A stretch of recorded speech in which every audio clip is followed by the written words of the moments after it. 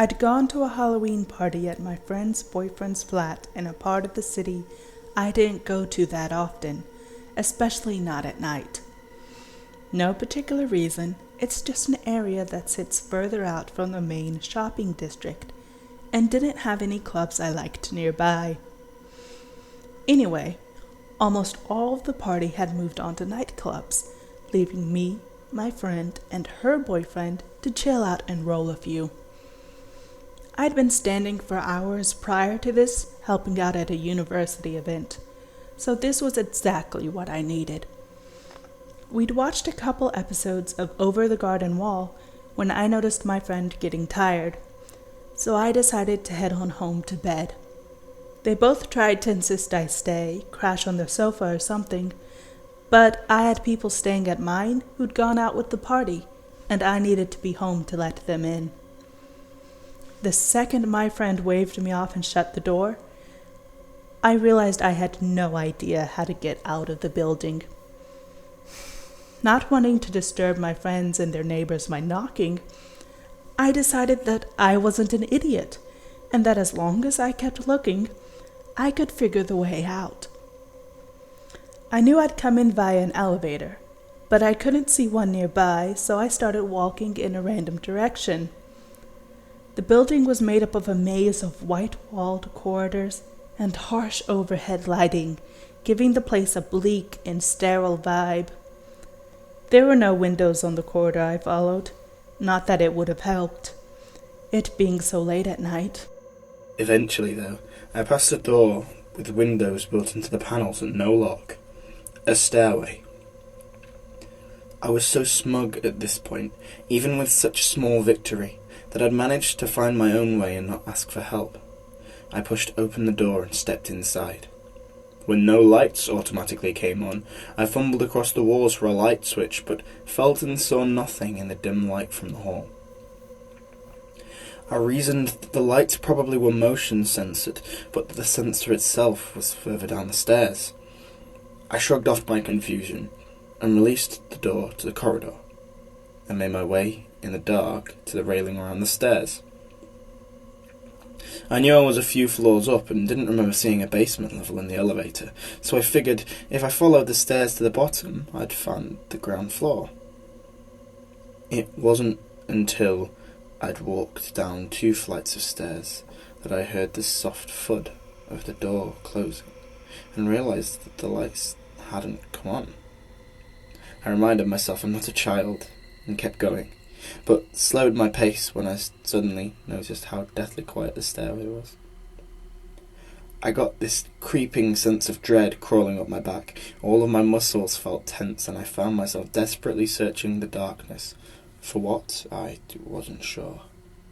I can't really explain why, but something about that pitch-black stairway set my nerves on edge.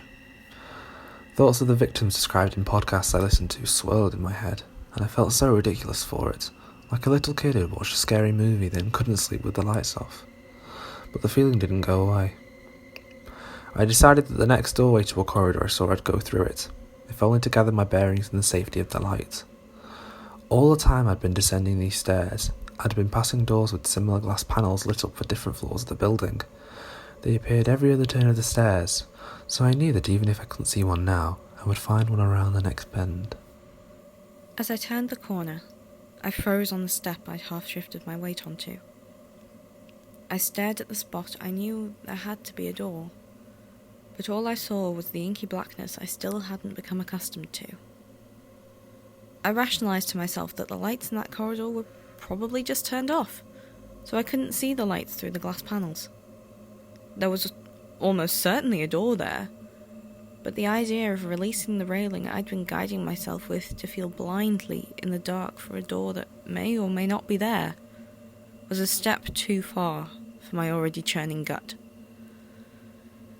2 more turns, and there'll be another, I thought.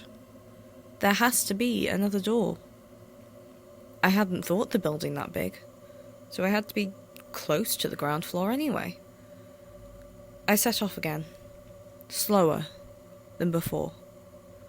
The darkness was stifling. I couldn't tell the difference between my eyes being opened or closed. It was so dark, and the missing door had thrown me off. I towed down each step, both hands gripping the rail, my heartbeat filling my ears. I counted each step as I went. Not that I remember now. I just wanted to feel like time was still moving.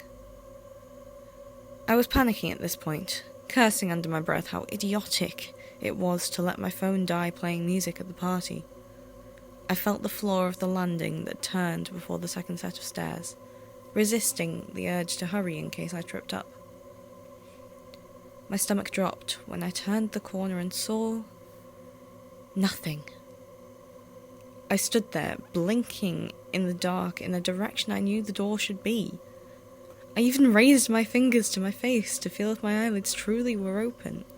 I was that convinced there should be a door there. That's when I heard the sound of something shifting. It was quiet, the kind of sound that if I hadn't spent the last however long in complete darkness and silence, I would never have noticed, but I heard it. The subtle grind of something hard against the bare concrete floor, a shifting of weight. I'm not sure what it was, maybe a shoe or something brushing against the walls, but I know this for certain, I hadn't moved. I stumbled backwards, pulling myself back up the stairs by the rail as fast as I could. I missed a step a few times, landing hard on my knees, but I hardly felt it. I was so scared. Every sinew and fibre of my body was screaming, pushing me to leap up the stairs. I felt like every hair on my body was forcing its way out of my skin. I ran like the devil himself was chasing me. The second I rounded a bend and spotted the faint glow of a door above me, I scrabbled on my hands and knees up the last few steps and threw myself through the door and into the light. As I lay there, sprawled across the floor, staring back through the slowly closing stairway door, I thought about all those murder victims in the podcasts I listened to, and I wondered how many of them might have got away if they'd heard their killer coming.